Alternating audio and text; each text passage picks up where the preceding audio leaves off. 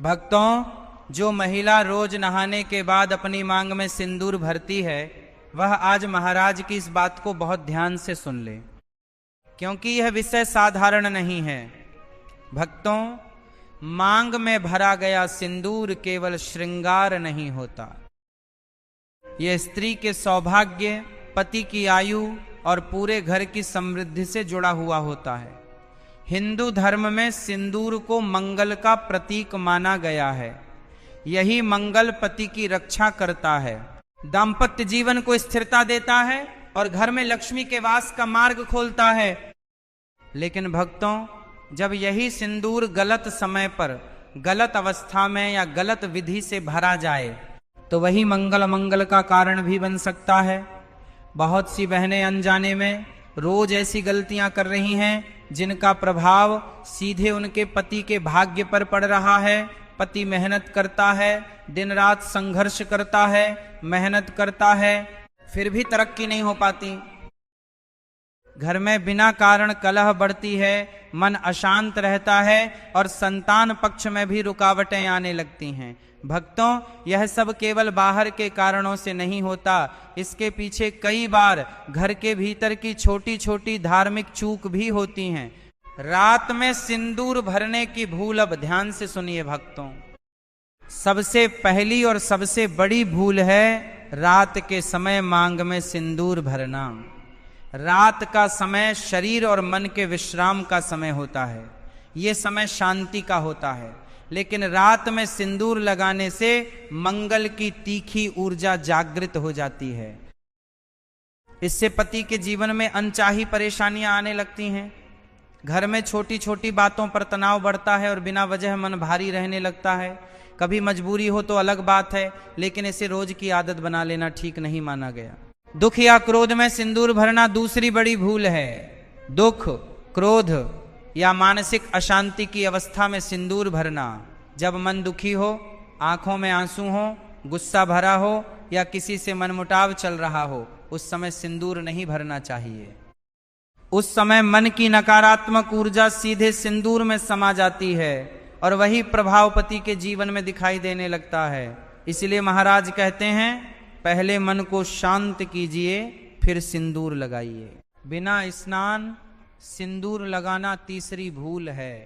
बिना स्नान किए सिंदूर लगाना। भक्तों, जब तक शरीर शुद्ध नहीं होता तब तक सिंदूर की शक्ति पूरी तरह जागृत नहीं होती। बिना स्नान लगाया गया सिंदूर सौभाग्य को कमजोर करता है। इसलिए सुबह स्नान के बाद ही श्रद्धा से मांग भरनी चाहिए। गीले बालों में सिंदूर चौथी भूल है।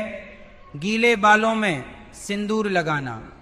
गीले और खुले बालों में भरा गया सिंदूर पति के स्वास्थ्य और काम काज पर असर डालता है। इससे बार बार बीमारी, मानसिक तनाव और काम में रुकावट आने लगती है। स्नान के बाद पहले बालों को अच्छे से सुखाएं, फिर शांत मन से सिंदूर भरें। गिरा हुआ सिंदूर दोबारा इस्तेमाल करना पांचवी बड़ी भूल भक्तों यह है कि बहुत सी बहनें गिरा हुआ सिंदूर फिर से इस्तेमाल कर लेती हैं। अगर सिंदूर की डिब्बी हाथ से गिर जाए या सिंदूर जमीन पर गिर जाए तो उसे दोबारा डिब्बी में नहीं भरना चाहिए और ना ही मांग में लगाना चाहिए। शास्त्रों में माना गया है कि जमीन पर गिरते ही उस सिंदूर की शुभ शक्ति टूट जाती है। ऐसा सिंदूर लगाने से पति की उन्नति रुकने लगती है और घर में धन टिक नहीं पाता। अपना सिंदूर किसी और को देना छठी भूल। अपना सिंदूर किसी और को देना या किसी और का सिंदूर खुद लगाना। बहुत सी बहनें प्यार या मजबूरी में एक दूसरे का सिंदूर लगा लेती हैं, लेकिन शास्त्र इसे उचित नहीं मानते। हर स्त्री का सिंदूर उसकी अपनी साधना और उसके अपने भाग्य से जुड़ा होता है। किसी और का सिंदूर लगाने से उसकी नकारात्मकता और उसके जीवन के दोष भी अपने जीवन में आने लगते हैं। नकली और रासायनिक सिंदूर सातवीं भूल आजकल बहुत आम हो गई है। आज की बहनें बाजार में मिलने वाला बनावटी और रासायनिक रंग वाला सिंदूर लगा लेती हैं। भक्तों, ऐसा सिंदूर केवल दिखावे के लिए होता है, उसमें धार्मिक शक्ति नहीं होती। शास्त्रों में केवल प्राकृतिक सिंदूर को ही शुभ माना गया है। रासायनिक सिंदूर धीरे धीरे सौभाग्य को कमजोर करता है और पति के काम में रुकावटें बढ़ने लगती हैं। मासिक धर्म के समय सिंदूर। अब भक्तों, एक और महत्वपूर्ण बात सुनिए। मासिक धर्म के समय सिंदूर नहीं भरना चाहिए। यह नियम स्त्री की ऊर्जा के संतुलन के लिए बनाया गया है। उस समय शरीर और मन दोनों अलग अवस्था में होते हैं, इसीलिए उस समय सिंदूर न लगाना ही शास्त्र सम्मत माना गया है। इसे अंधविश्वास नहीं बल्कि ऊर्जा का नियम समझना चाहिए। सिंदूर भरने की सही विधिमांग में सिंदूर हमेशा बीच से और सीधी रेखा में भरना चाहिए। आधी, अधूरी, टेढ़ी या केवल टीके जैसी रेखा सौभाग्य को कमजोर करती है। जब सिंदूर सीधा और पूरा भरा जाता है तब जीवन में स्थिरता आती है, पति के विचार मजबूत होते हैं और घर में फैसले सही दिशा में होने लगते हैं। एक गुप्त उपाय भक्तों, महाराज आपको एक अत्यंत शुभ और गुप्त उपाय बताते हैं। अपने प्राकृतिक सिंदूर में हल्दी की एक छोटी सी चुटकी मिला लें। हल्दी सौभाग्य, स्वास्थ्य और लक्ष्मी का प्रतीक मानी जाती है। यह उपाय किसी को बताना नहीं है, इसे अपनी निजी साधना समझकर करें। रोज सुबह स्नान के बाद शांत मन से भगवान का स्मरण करें और फिर सिंदूर भरें। धीरे धीरे आप खुद बदलाव महसूस करेंगे। घर में धन का प्रवाह बढ़ेगा, झगड़े कम होंगे और मन में शांति आने लगेगी। सिंदूर केवल रंग नहीं भक्तों, ये मत समझिए कि सिंदूर केवल लाल रंग है। ये स्त्री के भीतर की शक्ति को जागृत करता है।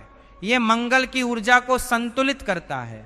जब सही विधि, सही समय और श्रद्धा से सिंदूर भरा जाता है तब वही सिंदूर पूरे घर के लिए सुरक्षा कवच बन जाता है। सिंदूर भरते समय मन की स्थिति एक बात और बहुत ध्यान से समझने वाली है। कई बार बहनें जल्दी में, भाग दौड़ में या घर के झगड़े के बीच ही सिंदूर भर लेती हैं। मन कहीं और भटका रहता है।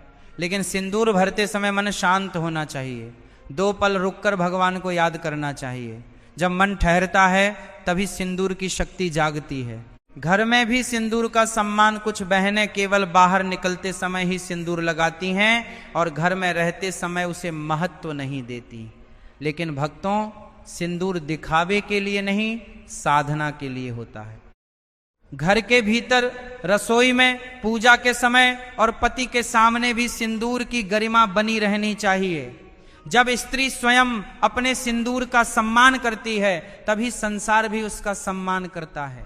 सिंदूर की डिब्बी का नियम, सिंदूर की डिब्बी को कभी भी इधर उधर फैलाकर नहीं रखना चाहिए। उसे साफ स्थान पर, पूजा के पास या सुरक्षित जगह पर रखना चाहिए। टूटी हुई डिब्बी, फटी हुई पुड़िया या गंदे स्थान पर रखा सिंदूर धीरे धीरे अपना प्रभाव खो देता है। जिस चीज से सौभाग्य जुड़ा हो उसकी साफ सफाई भी उतनी ही जरूरी होती है। सिंदूर डर से नहीं, प्रेम से भक्तों, ये भी समझ लीजिए कि सिंदूर डर से नहीं, प्रेम से भरा जाना चाहिए। पति के डर से, समाज के दबाव से या केवल रस्म निभाने के लिए लगाया गया सिंदूर उतना प्रभावी नहीं होता। जब पत्नी अपने पति के लिए मन में सच्चा भाव रखकर सिंदूर भरती है तब वही भाव उसके जीवन में सुरक्षा बनकर लौटता है। छोटे नियम, बड़े परिणाम। जब स्त्री सुबह स्नान के बाद साफ कपड़े पहनकर शांत मन से श्रद्धा के साथ सिंदूर भरती है तब वह केवल अपनी मांग नहीं भरती बल्कि पूरे घर का भाग्य संवारती है। उसका प्रभाव पति के विचारों पर पड़ता है, उसके फैसलों पर पड़ता है और उसकी मेहनत को सही दिशा देता है।